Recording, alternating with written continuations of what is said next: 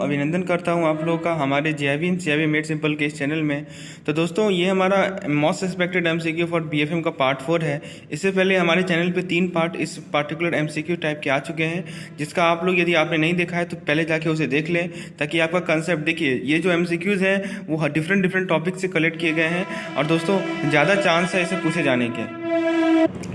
तो दोस्तों यदि आपने वो वीडियो नहीं देखा है तो आप उसे जाकर देखिए। मेरे प्रीवियस ईयर क्वेश्चंस वाली प्लेलिस्ट में वो अवेलेबल है, और आप मेरे डिफरेंट टाइप ऑफ जो सेगमेंट्स मैंने बनाए हैं, जैसे क्विक रिवीजन सेशन हर एक मॉड्यूल का, प्रीवियस ईयर क्वेश्चंस, फिर एमसीक्यूज, आप लोग उसका फ़ायदा उठा सकते हैं अपने एग्जामिनेशन से पहले, क्योंकि आपको इस चैनल पर मिल जाएगा। चलिए पहला क्वेश्चन देखते हैं। Why should bank use advance measurement approach, यानी बैंक एडवांस मेजरमेंट अप्रोच को क्यों यूज करे। ऑप्शन ए कह रहा है कि जो कैपिटल चार्ज है वो लेस हो जाएगा, वो माइट टर्न आउट लेस। दूसरा ऑप्शन कह रहा है it is easier than standardise approach, यानी कि ये जो एडवांस मेजरमेंट अप्रोच है वो स्टैंडर्डाइज अप्रोच से आसान है। तीसरा कह रहा है कि बैंकिंग सेक्टर ने कॉम्पिटिटिव हो गया है, और चौथा ऑप्शन कह रहा है कि बेसल 2 इंसिस्ट करता है एडवांस अप्रोच पे। तो दोस्तों करेक्ट आंसर इसका ऑप्शन नंबर है, यानी कि एडवांस मेजरमेंट अप्रोच को यूज बैंक इसलिए करें क्योंकि कैपिटल चार्ज जो है सीसी जो है वो कम हो जाएगा। देखिए एडवांस मेजरमेंट अप्रोच में होता क्या है, बैंक अपना अप्रोच स्टैब्लिश करती है ताकि वो ऑपरेशनल रिस्क बेस को मेजर कर पाए इंटरनल डाटा ऑपरेशन लॉस के बेसिस में। देखिए फॉर्मूला आपके सामने है, under root probability of occurrence into probability of loss into 1 minus impact of control. Basel 2 accord के अनुसार bank can use advance measurement approach if it satisfy the following criteria. ठीक है, देख सकते हैं क्राइटेरिया आपके सामने लिखा हुआ है कि सीनियर मैनेजमेंट जो एक्टिवली इन्वॉल्व है, मॉनिटरिंग ऑपरेशनल रिस्क। ठीक है दोस्तों, तो ये सब कुछ क्राइटेरिया है, और करेक्ट आंसर है दोस्तों कि कैपिटल चार्ज जो है वो कम हो जाएगा। ये इसका फ़ायदा है एडवांस मैनेजमेंट अप्रोच अप्लाई करने का।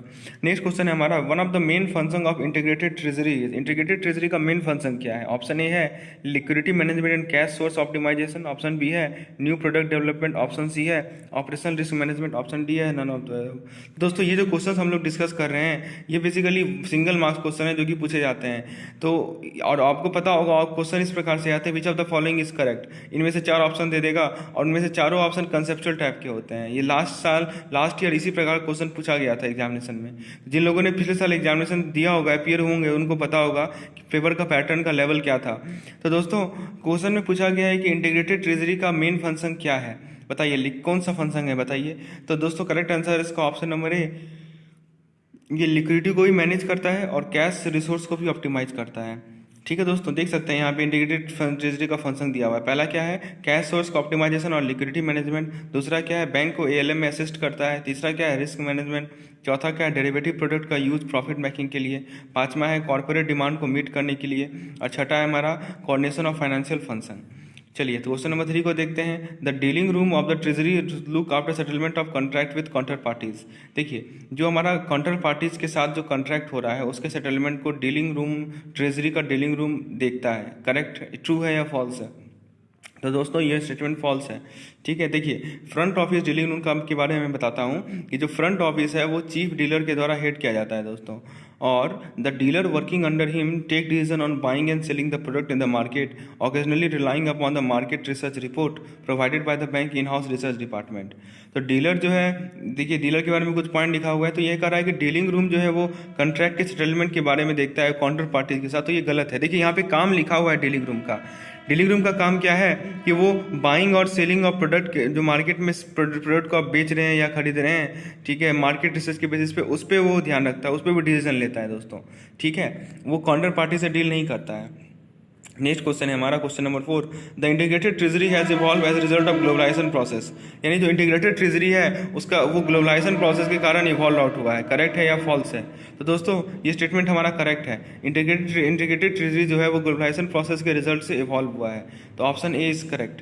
क्वेश्चन नंबर 5 है, which department report to chief risk officer, यानी चीफ रिस्क ऑफिसर को कौन डिपार्टमेंट रिपोर्ट करती है, back office, front office, mid office, all of the above. तो दोस्तों इसका करेक्ट आंसर है मिड ऑफिस। ठीक है, ऑप्शन नंबर सी। देखिए मिड ऑफिस का काम मैंने यहाँ लिखा है, mid office serve as a link between treasury administration and dealing room. तो डीलिंग रूम और ट्रेजरी एडमिनिस्ट्रेशन के बीच का ये मिड ऑफिस लिंक होता है। इसका काम होता है कि वो डीलर को एडवाइस करे कि जो इन्वेस्टमेंट है उस पर रिस्क क्या क्या है, उसके लिमिट को डिफाइन करे, स्टॉप लॉस के लिमिट को डिफाइन करे, और बैलेंस शीट मैनेजमेंट का। और ये CRO और या जो हेड ऑफ ट्रेजरी होते हैं उनको ये रिपोर्ट करता है ठीक है। तो इसको इम्प्लीमेंट करना होता है policy recommendation of risk management committee. तो याद रखिएगा मिड ऑफिस का काम है कि वो CRO को रिपोर्ट करता है। क्वेश्चन नंबर 6 है हमारा, notice money is the money लोन्ड by bank that must be repaid on the next working days, true या फॉल्स। नोटिस मनी के बारे में पूछा गया दोस्तों, क्या ये वो पैसा है जो कि बैंक को अगले वर्किंग डे में रिपेड करना होगा? तो दोस्तों ऑप्शन तो ये साफ साफ गलत है। नोटिस मनी क्या होता है? नोटिस मनी वो पैसा होता है जो कि बैंक लोन देती है, जो कि 14 दिन के अंदर आप रिपे कर सकते हैं। तो ऑप्शन बी करेक्ट है दोस्तों। क्वेश्चन नंबर 7 में पूछा गया है, liquidity adjustment facility of the RBI is intended to meet the financial requirement of eligible institution. यानी LAF जो है RBI का, उसके थ्रू आप लोग किसी एलिजिबल इंस्टीट्यूशन के फाइनेंशियल रिक्वायरमेंट को मीट कर सकते हैं, ट्रू या फॉल्स। तो दोस्तों ये स्टेटमेंट बिल्कुल ही गलत है। LAF का देखिए फंक्शन बताता हूँ। LAF का काम ये है कि वो day to day liquidity mismatch system में को मीट करे, ठीक है। LAF स्कीम के अंदर क्या होता है, रेपो ऑक्शन होता है, रिवर्स रेपो ऑक्शन होता है, समझ रहे हैं, वो डेली बेसिस पे है। तो ये नहीं है कि आप फाइनेंशियल रिक्वायरमेंट को मीट कर रहे हैं, ये है day to day liquidity mismatch को जो आपको मीट करना है दोस्तों। क्वेश्चन नंबर 8 में पूछा गया है, कॉर्पोरेट डेब्ट paper is a form of non SLR security, true या फॉल्स।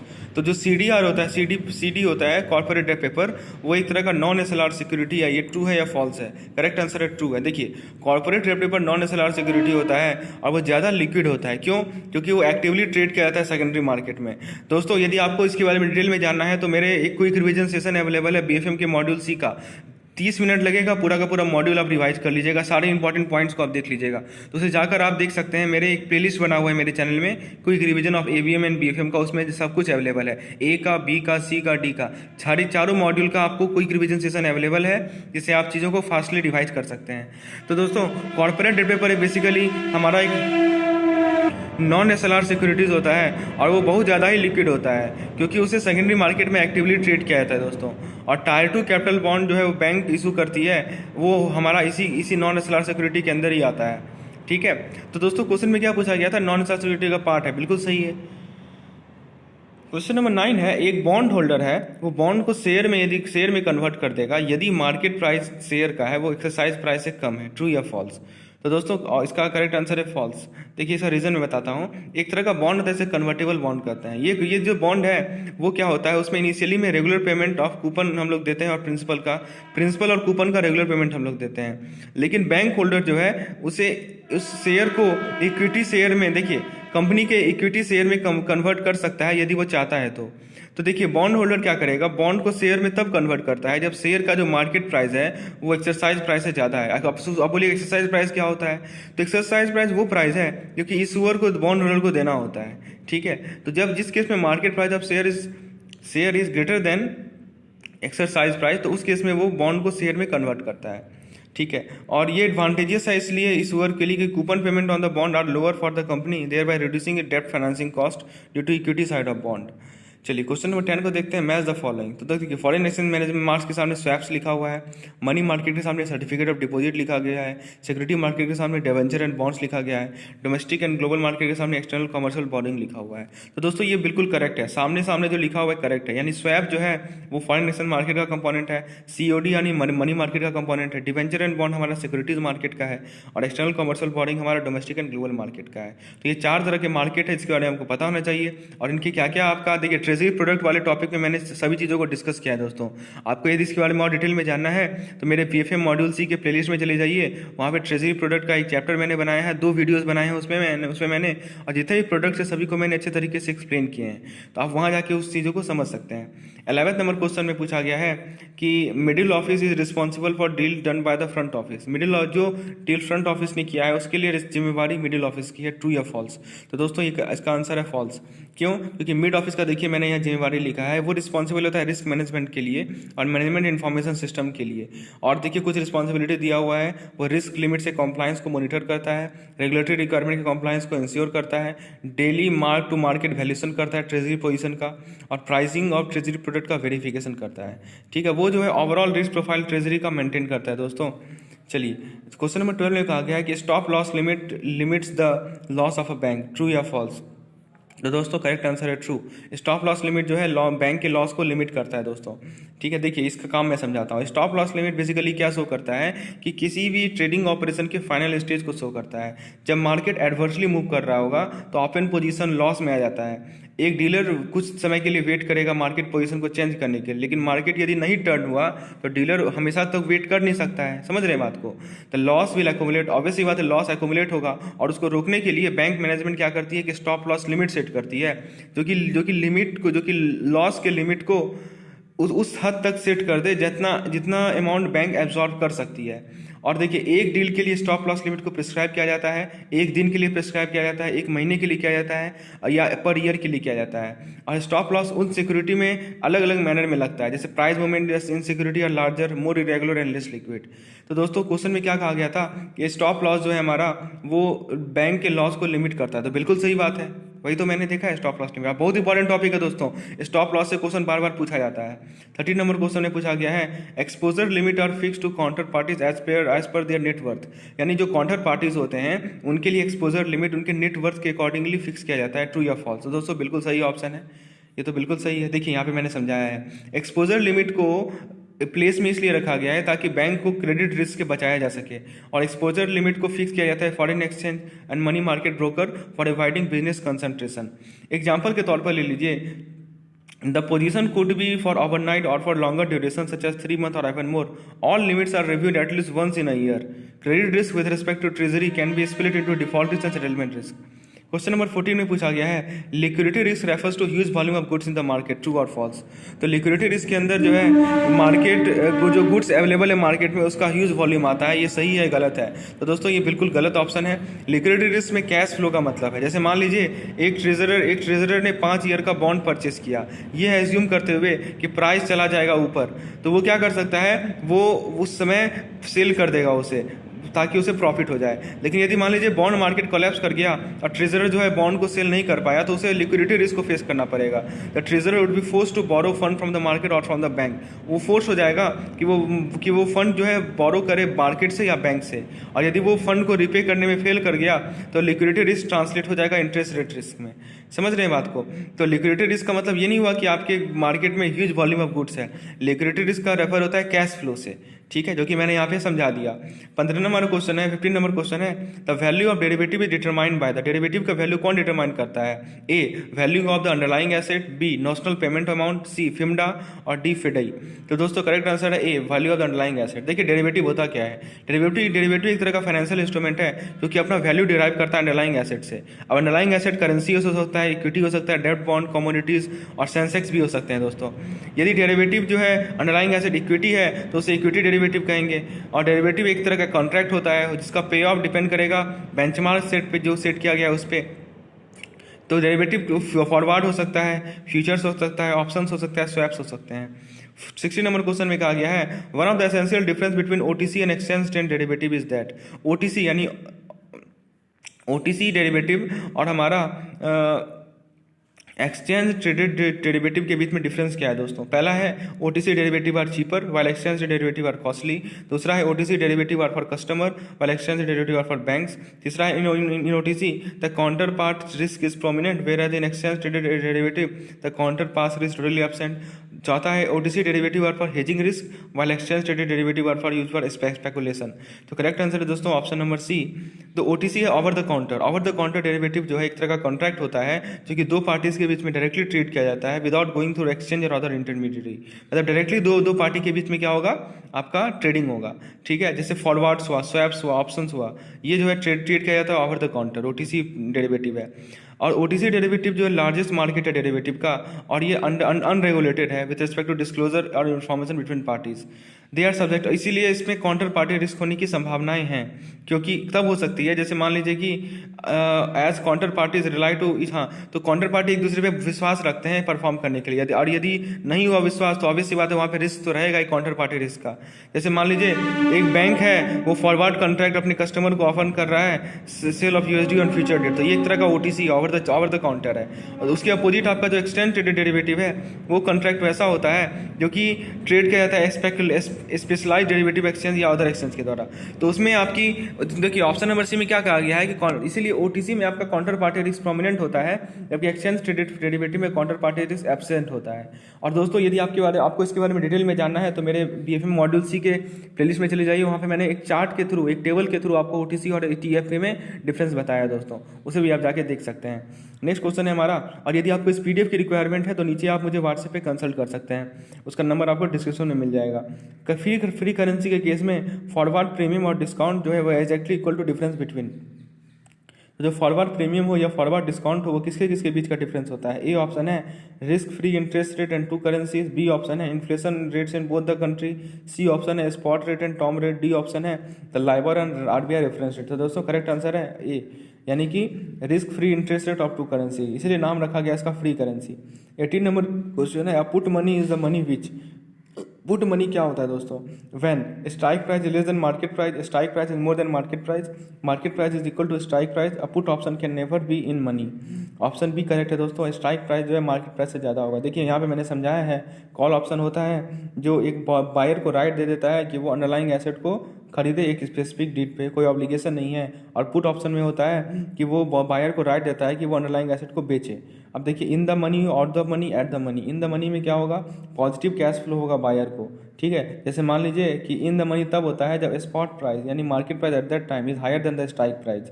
आउट ऑफ मनी कब होगा, आउट ऑफ मनी होगा कि जो है नेगेटिव कैश फ्लो दे बोरोवर को, जैसे ये तब होगा जब जो आउट ऑफ मनी तब होता है जब स्पॉट प्राइस जो है वो स्ट्राइक प्राइस से लोअर हो।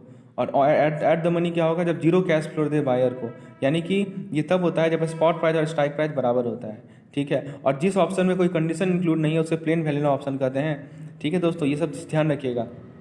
तो इस क्वेश्चन में क्या पूछा गया है, इस क्वेश्चन में आपसे पूछा गया है कि put option in the money. तो इन द मनी मैंने क्या बताया, देखिए दोस्तों, इन द मनी में मैंने ये बताया है कि जो हमारा स्पॉट प्राइस है वो स्ट्राइक प्राइस से ज़्यादा होगा, ठीक है। तो दोस्तों यहाँ पे ध्यान रखिएगा कि ये चीज़ जो मैंने लिखा है ये कॉल ऑप्शन के लिए लिखा है और पुट ऑप्शन के लिए इसका अपोजिट होता है, ठीक है दोस्तों। तो ये बात को ध्यान रखना है आपको।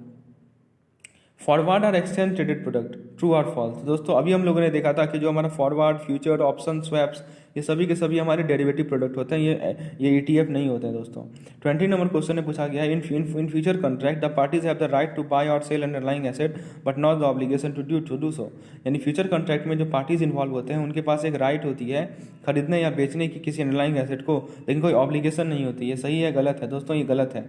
ये हमारा था किस केस में, ये हमारा था ऑप्शन के केस में। फ्यूचर कॉन्ट्रैक्ट में ऐसा नहीं है दोस्तों। चलिए देखिए फ्यूचर्स के बारे में जान लीजिए। फ्यूचर कॉन्ट्रैक्ट किस तरह का स्टैंडर्डाइज कॉन्ट्रैक्ट होता है दो पार्टीज के बीच में, ताकि वो specified asset of standardize quantity को एक्सचेंज कर सके।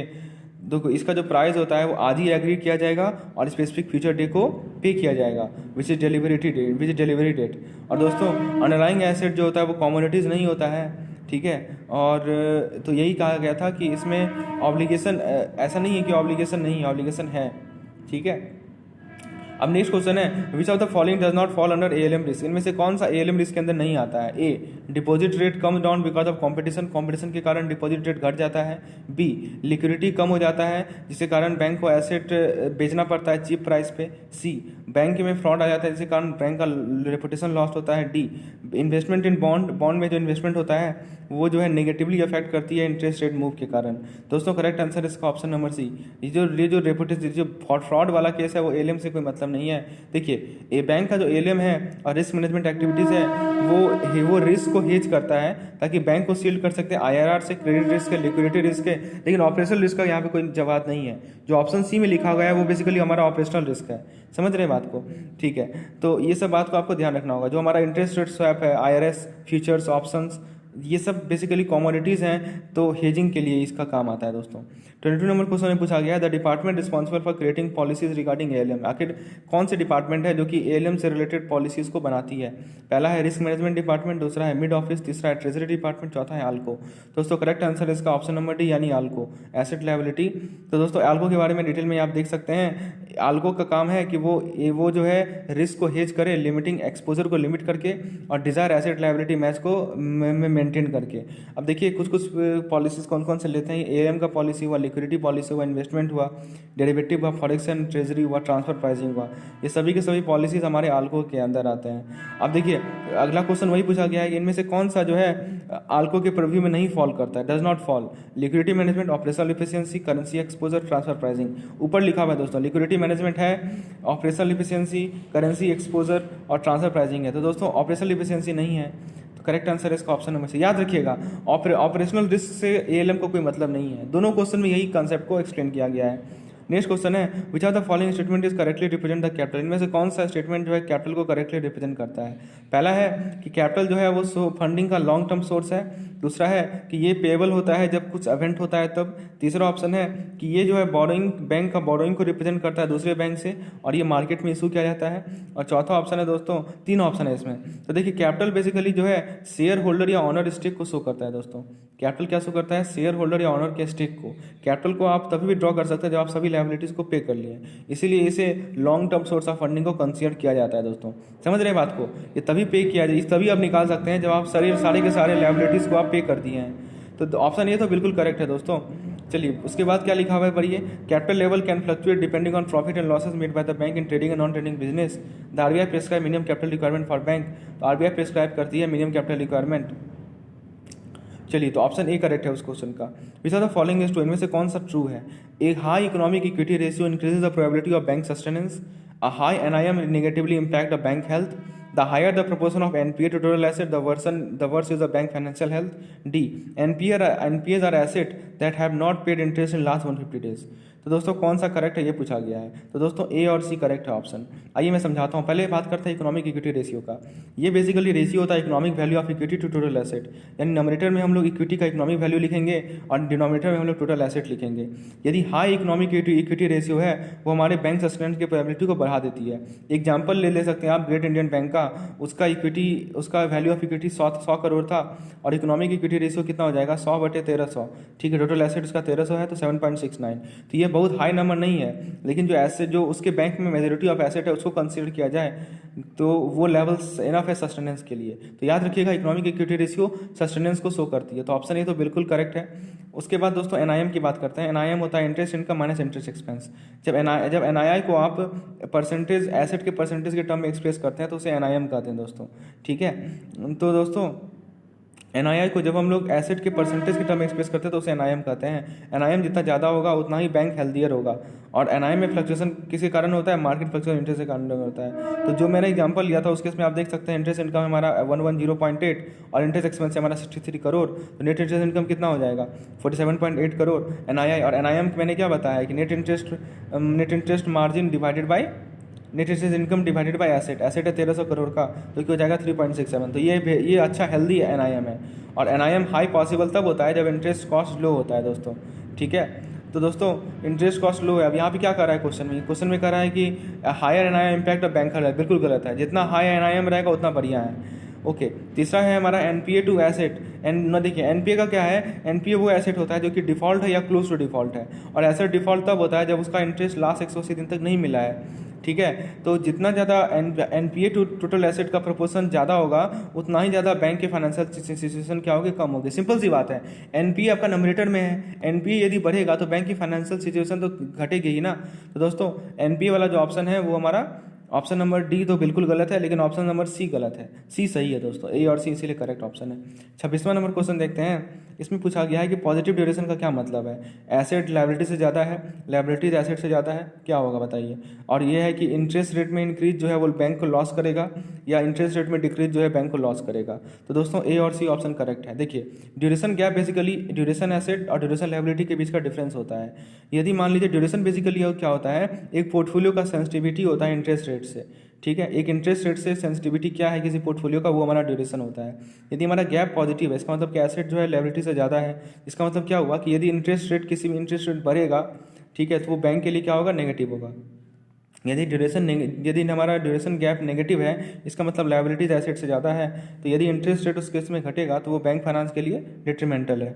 ठीक है, तो दोस्तों इसीलिए IRR मैनेजमेंट जो है तो यहाँ पे भी कर रहा है क्या है कि देखिए पॉजिटिव ड्यूरेशन के बारे में बात की गई है, यदि इंटरेस्ट रेट बढ़ेगा तो वो बैंक को लॉस करेगा, और नेगेटिव ड्यूरेशन में यदि इंटरेस्ट रेट घटेगा तो बैंक को लॉस करेगा, इस बात को ध्यान रखिएगा। Maturity ladder is use to look at cash flow across different time period, manage fraud risk, summarizes credit risk, analyze diversification benefit. तो मैच्योरिटी लैडर का करेक्ट ऑप्शन है ऑप्शन नंबर ए। ये जो है कैश फ्लो को look करता है across different time period. आप देख सकते हैं जैसे लिक्विडिटी रिस्क मेजरमेंट है, वैसे इंटरेस्ट रेट को भी आप लोग मेजर कर सकते हैं कैश फ्लो को लुक करके, मैच्योरिटी बकेट को लुक करके। आरबीआई ने कैश बकेट को समराइज प्रिस्क्राइब बकेट को प्रिस्क्राइब किया है। अब वो आप देख सकते हैं बगल में मैंने बनाया है यहाँ पे, ठीक है, ये स्टैंडर्ड टेम्पलेट है आरबीआई का। तो बेसिकली हम लोग कैश फ्लो को लुक करते हैं अलग अलग टाइम पीरियड के लिए मैच्योरिटी लैडर के थ्रू।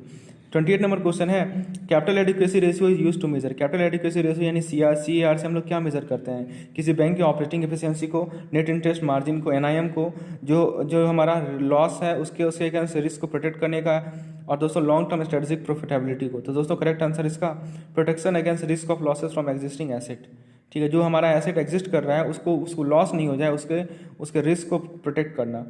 उसके बाद दोस्तों टायर 1 कैपिटल में कौन कौन आता है ये पूछा गया है। Ordinary share, revaluation reserve, statutory reserve, preference share. दोस्तों यदि आपको ट्रिक से याद करना है कैसे टायर 1 के ट्रिक को टायर 1 में क्या कैपिटल आता है उसको ट्रिक से याद करें, तो मेरे 29 मॉड्यूल में चले जाइए, मॉड्यूल डी के प्लेलिस्ट में, वहाँ पे आपको मैंने समझाया है दोस्तों। करेक्ट आंसर है A, C and D, ordinary share, statutory reserve और प्रेफरेंस शेयर। देखिए मैंने यहाँ पे समराइज कर दिया है क्या क्या आता है टायर 1 में। PNCPS, IBDI, PNCPS, उसके बाद capital reserve representing surplus arising out of cell proceed of asset, ordinary share, ये सब आते हैं टायर 1 के अंदर। तो ऑर्डिनरी शेयर, स्टैट्यूटरी रिजर्व और आपका प्रेफरेंस शेयर आता है आपका, ठीक है। उसके बाद दोस्तों बैक टेस्टिंग क्यों किया जाता है। बैक टेस्टिंग किया जाता है मॉडल को टेस्ट करने के लिए। दोस्तों हमको लगता है ये जो रिवैल्यूएशन रिजर्व है वो भी आपका टायर 1 का पार्ट है। आपके कमेंट सेक्शन में लिख के बताइए कि क्या ये रिवैल्यूएशन रिजर्व आपका टायर 1 का पार्ट है या नहीं, ठीक है, क्योंकि ये मॉडिफाई किया गया था पिछले साल, क्योंकि आपका 55% डिस्काउंट पे जो रिवैल्यूएशन रिजर्व है पहले वो टायर 2 में था, अब उसे टायर 1 में ला दिया गया है दोस्तों। इसलिए ऑप्शन हमको लगता है ABCD चारों के चारों सही होने चाहिए। यहाँ पे मैंने लिखना भूल गया हूँ, इसे एक बार आप देख लीजिएगा। उसके बाद बैक टेस्टिंग क्यों करते हैं, मॉडल को टेस्ट करने के लिए, परफॉर्मेंस को रिकॉर्ड करने के लिए, मॉडल रिजल्ट को कंपेयर करने के लिए, exit actual performance none of the above. तो दोस्तों बी ऑप्शन करेक्ट है। Capital requirement Basel two accord के कैसे डिफाइन करते हैं, maximum capital to be maintain, minimum capital to be maintain, capital to be maintain as specified regulatory authority none of the above. तो दोस्तों इसका answer है capital to be maintain as specified by the regulatory authority. 32वां number question है Basel 1 के according government bond को कितना risk wait दिया गया है। तो याद रखिएगा 0%, गवर्नमेंट बॉन्ड को कोई रिस्क वेट नहीं है। उसके बाद दोस्तों प्रोविजनिंग, जो नॉन परफॉर्मिंग एसेट है उसके लिए जो प्रोविजनिंग किया जाता है वो जो है मिनिमम स्टैट्यूटरी कैपिटल है अंडर पिलर 1 का। तो ये बिल्कुल गलत ऑप्शन है दोस्तों। यदि कोई एसेट सब स्टैंडर्ड कैटेगरी में कितने पीरियड तक रह जाए तो वो डॉटफुल एसेट में चला जाता है, 180 दिन, 90 दिन, 12 महीना और 3 साल। तो दोस्तों करेक्ट आंसर है 12 महीना। कोई भी एसेट यदि सब स्टैंडर्ड कैटेगरी में 12 महीना तक रह जाए तो वो हमारा डॉटफुल एसेट में चला जाता है।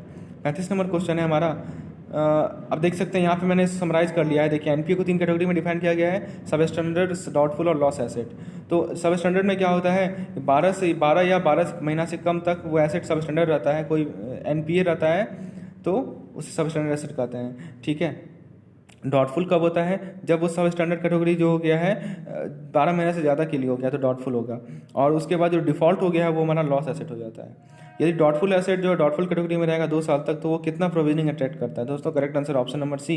देखिए प्रोविजनिंग रिक्वायरमेंट के बारे में दिया हुआ है 1 साल तक 20%, 1 से 3 साल तक 30% और 3 से ज़्यादा साल तक 100%, ठीक है। तो ये कह रहा है 2 साल तक, तो 2 साल तक 30% होगा।